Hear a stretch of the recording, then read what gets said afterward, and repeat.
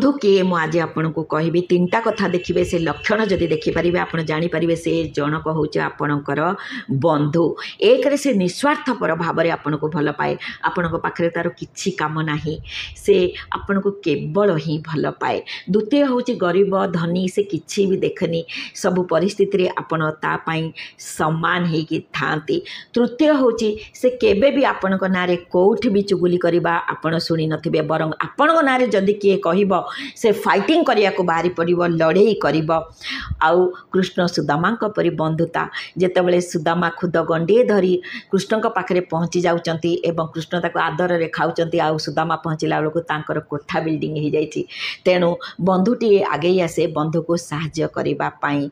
आजिर जुगरे जदि आपण बंधु पाखे ठिया ही पारुना फोन कॉल टे जदि आसुची मेसेज टे आसुची जानतु सी हूँ आपणकर बंधु। राजद्वारे श्मशाने च ज्योतिष्ठति स बांधवाः।